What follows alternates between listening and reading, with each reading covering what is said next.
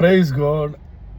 ഒരു വ്യക്തിയെ മരിച്ചിട്ട് പുള്ളി സ്വർഗത്തിൽ പോയി. പക്ഷെ പുള്ളിക്ക് നരകത്തിൽ പോകാനായിരുന്നു താല്പര്യം.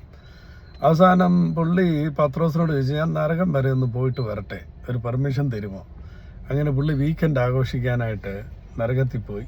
പുള്ളി അത് കഴിഞ്ഞിട്ട് തിരിച്ച് വന്നു. പുള്ളിക്ക് ഇഷ്ടപ്പെട്ടു. അങ്ങനെ വന്ന പിറ്റേ ആഴ്ചയും പുള്ളി ചോദിച്ചു, പൊക്കോട്ടെ. അങ്ങനെ പെർമിഷൻ എടുത്തു പോയി, തിരിച്ചു വന്നു. മൂന്നാമത്തെ പ്രാവശ്യം ചോദിച്ചപ്പോൾ പറഞ്ഞപ്പോൾ നീ ഇനി പോയാൽ നീ അവിടുത്തെ റെസ്റ്റോറൻറ്റ് കുഴപ്പമില്ല, രസമായിരുന്നു, ഞാൻ അവിടെ കൂടിക്കോളാം, ഇങ്ങോട്ട് വരണമെന്നില്ല എന്ന് പറഞ്ഞു. എന്നാൽ പിന്നെ ആയിക്കോട്ടെ എന്ന് വിചാരിച്ചു. മൂന്നാമത്തെ പ്രാവശ്യം അവിടെ ചെന്നപ്പോൾ പുള്ളി ആദ്യം പോയ 2 പ്രാവശ്യത്തെ സംഭവവും എൻജോയ്മെൻറ്റും ഒന്നും പുള്ളി കണ്ടില്ല.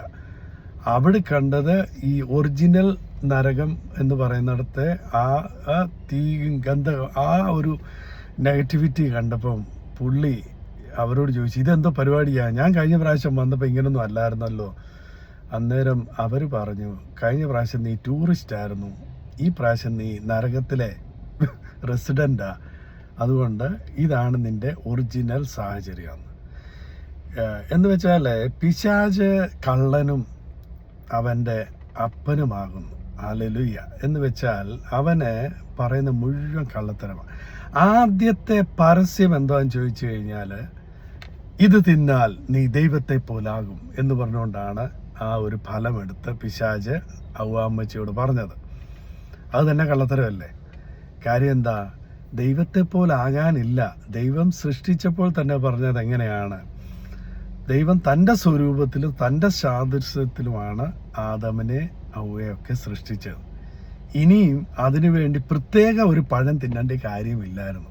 അത് കള്ളത്തരമായിരുന്നു.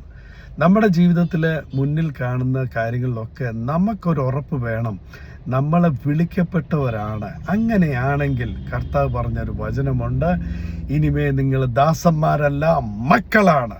ഹല്ലേലൂയ. മക്കളാണെങ്കിൽ നിങ്ങൾ അവകാശികൾ തന്നെയാണ്. Bless you.